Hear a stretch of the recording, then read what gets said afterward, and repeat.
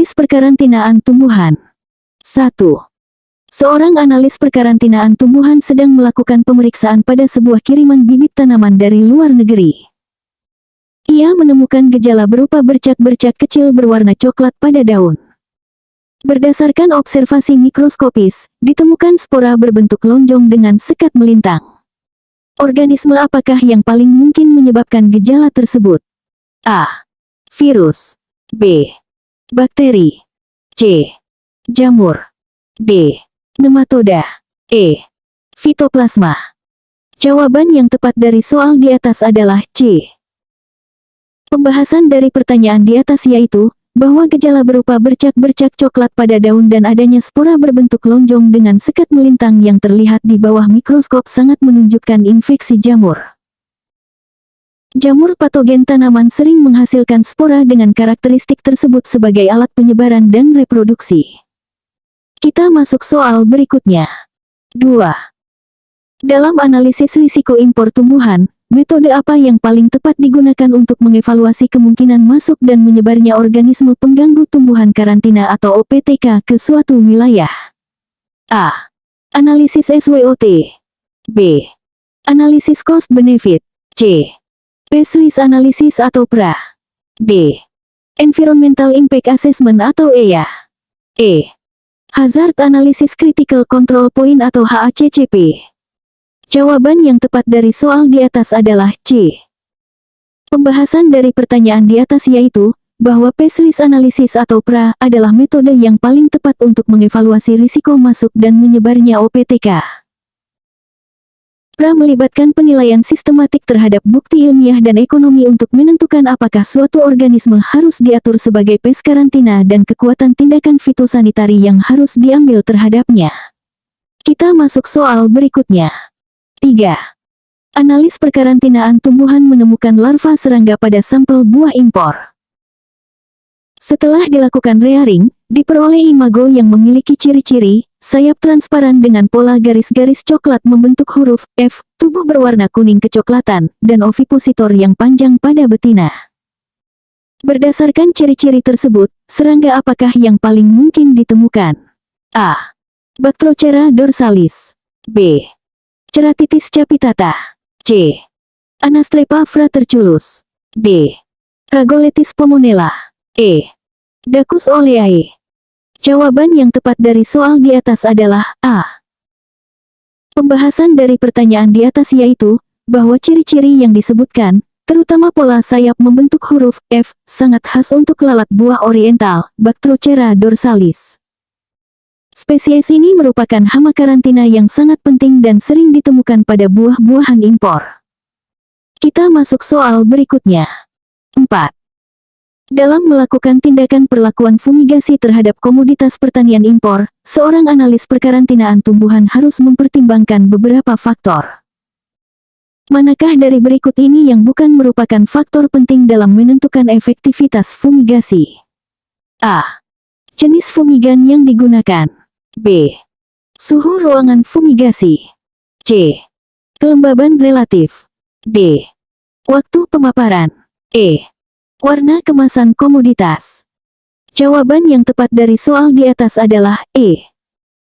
Pembahasan dari pertanyaan di atas yaitu, bahwa warna kemasan komoditas tidak mempengaruhi efektivitas fumigasi secara signifikan. Faktor-faktor kritis dalam fumigasi meliputi jenis fumigan, suhu atau mempengaruhi laju penetrasi dan reaksi, kelembaban relatif atau dapat mempengaruhi efektivitas beberapa fumigan, dan waktu pemaparan atau menentukan dosis total yang diterima oleh organisme target. Kita masuk soal berikutnya. 5. Analis perkarantinaan tumbuhan diminta untuk mengevaluasi efektivitas perlakuan panas atau heat treatment pada kayu impor untuk mengendalikan Anoplophora glabripenis. Berdasarkan penelitian terbaru, suhu dan durasi minimum yang direkomendasikan untuk treatment ini adalah A. 56 derajat Celcius selama 30 menit. B. 60 derajat Celcius selama 60 menit. C. 65 derajat Celcius selama 30 menit. D. 70 derajat Celcius selama 4 jam. E. 75 derajat Celcius selama 1 jam. Jawaban yang tepat dari soal di atas adalah B.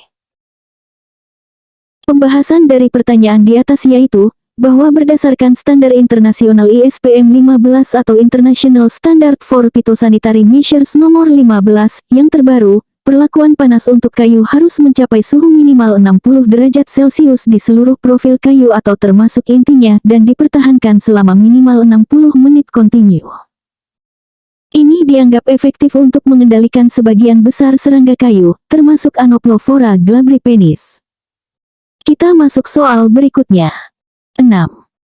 Dalam pemeriksaan fitosanitari, seorang analis perkarantinaan tumbuhan menemukan gejala mosaik kuning pada daun tanaman tomat impor. Ia menduga adanya infeksi virus, namun perlu konfirmasi lebih lanjut. Metode deteksi apakah yang paling tepat digunakan untuk mengonfirmasi keberadaan virus tanaman secara cepat dan akurat di lapangan? A. Polymerase chain reaction atau PCR. B. Enzime linked immunosorbent assay atau ELISA. C. Lateral flow immunoassay. D. Kultur jaringan. E. Mikroskop elektron. Jawaban yang tepat dari soal di atas adalah C. Pembahasan dari pertanyaan di atas yaitu, bahwa lateral flow immunoassay adalah metode yang paling tepat untuk deteksi cepat virus tanaman di lapangan. Metode ini mirip dengan tes kit COVID-19, memberikan hasil dalam beberapa menit, mudah digunakan, dan tidak memerlukan peralatan laboratorium khusus. PCR dan ELISA lebih akurat tetapi membutuhkan waktu lebih lama dan fasilitas laboratorium, sementara kultur jaringan dan mikroskop elektron tidak praktis untuk penggunaan lapangan. Kita masuk soal berikutnya. 7. Analis perkarantinaan tumbuhan sedang melakukan pemeriksaan pada benih jagung impor dan menemukan biji-biji yang terinfeksi jamur. Setelah dilakukan isolasi dan pengamatan mikroskopis, ditemukan konidia berbentuk bulat hingga lonjong, berwarna hijau zaitun, dan terbentuk dalam rantai. Berdasarkan ciri-ciri tersebut, jamur apakah yang paling mungkin menginfeksi benih jagung tersebut? A. Fusarium verticilioides. B. Aspergillus flavus. C. Penicillium oxalicum. D. Rhizopus stolonifer. E. Alternaria alternata. Jawaban yang tepat dari soal di atas adalah B.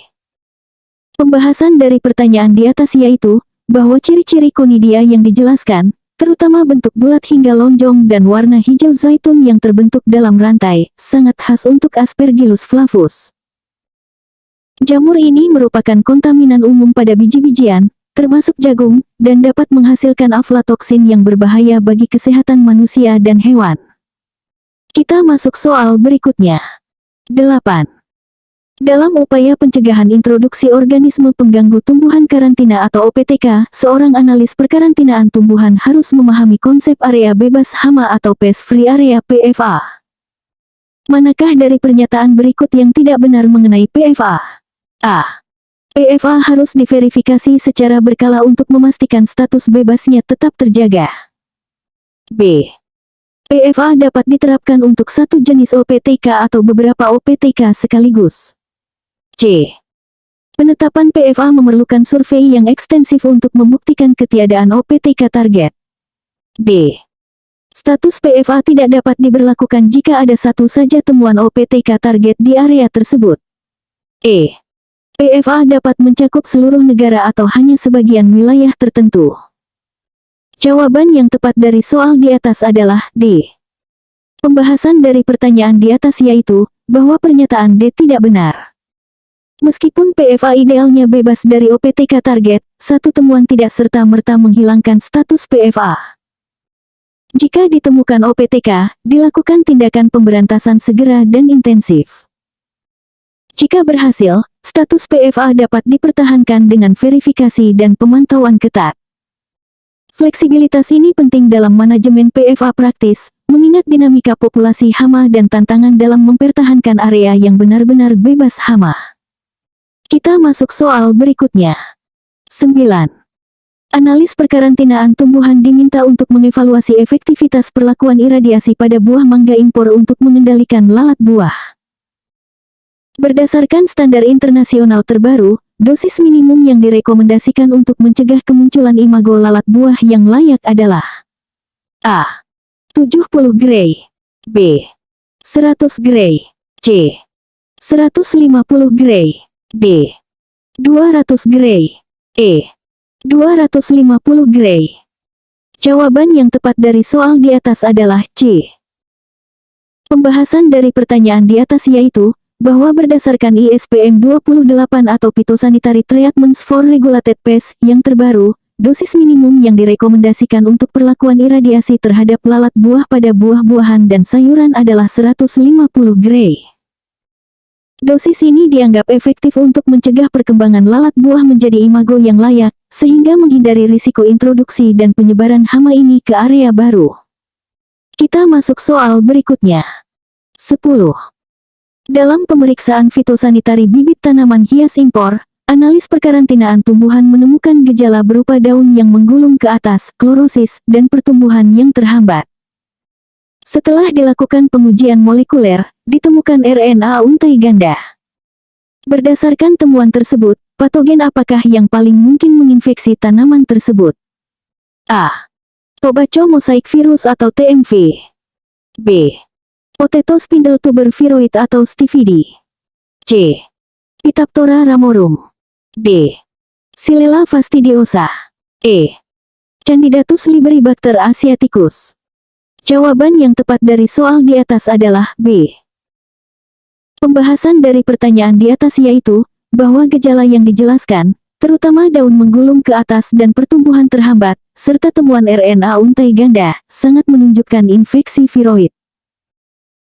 Potato spindle tuber viroid atau Staphydi adalah salah satu viroid yang paling signifikan dalam perkarantinaan tumbuhan, dapat menginfeksi berbagai tanaman hias selain kentang, dan menyebabkan gejala seperti yang disebutkan. Viroid terdiri dari RNA untai tunggal melingkar, namun selama replikasi membentuk struktur untai ganda yang dapat terdeteksi dalam pengujian molekuler. Kita masuk soal berikutnya.